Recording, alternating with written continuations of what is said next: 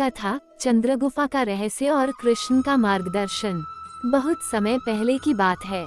अरण्यकपुर नामक एक घने जंगलों से घिरे गांव में अनिरुद्ध नाम का एक साहसी युवक रहता था।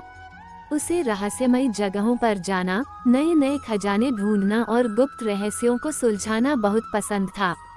एक दिन गांव के बुजुर्गों ने उसे बताया कि जंगल के बीच में चंद्रगुफा नाम की एक प्राचीन गुफा है, जिसमें एक दिव्य रत्न छुपा है। कहते थे, उस रत्न को केवल वही प्राप्त कर सकता है जो निडर और सत्यनिष्ठ हो। अनिरुद्ध ने तुरंत तय कर लिया कि वो उस गुफा में जाएगा। उसने अपने हाथ में मशाल ली, कुछ सूखा भोजन और पानी रखा और निकल पड़ा। जंगल में रास्ता बहुत ही डरावना था। भयंकर अंधेरा, रहस्यमयी आवाजें और जगह जगह खतरनाक दलदल। कई बार उसे लगा कि वो वापस लौट जाए, पर उसका साहस उसे आगे बढ़ाता गया। आखिरकार वह चंद्रगुफा के द्वार पर पहुंचा। गुफा का द्वार इतना बड़ा था मानो कोई विशालकाय प्राणी मुंह खोले खड़ा हो। उसने अंदर कदम रखा तो उसे चमकती हुई परछाइयां दिखने लगी। जैसे ही वह आगे बढ़ा, गुफा में अचानक चट्टानें गिरने लगी। एक जगह पर तेज धार वाला झरना था, जिसे पार करने के लिए उसे एक संकरी और फिसलन भरी चट्टान पर चलना पड़ा। फिर उसे एक अंधेरे कुएं से छलांग लगानी पड़ी।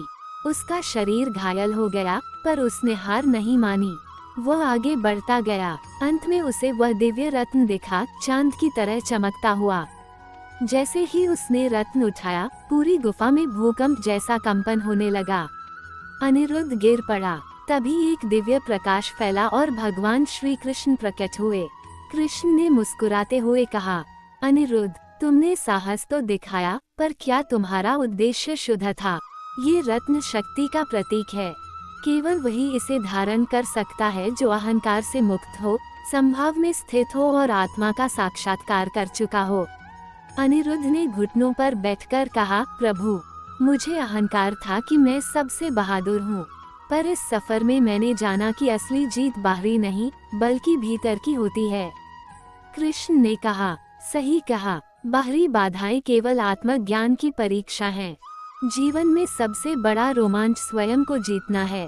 कृष्ण ने अनिरुद्ध के माथे पर हाथ रखा। उसकी सारी थकान और घाव तुरंत ठीक हो गए। रत्न फिर से अपनी जगह चला गया। अनिरुद्ध ने रत्न को लौटाते हुए प्रण किया कि अब वह अपने साहस का उपयोग दूसरों की सेवा में करेगा। गुफा से बाहर आते ही उसे ऐसा लगा जैसे उसने एक नया जीवन पा लिया हो। वो लौटकर गांव आया और सबको जंगल और गुफा के रोमांचक अनुभव सुनाए।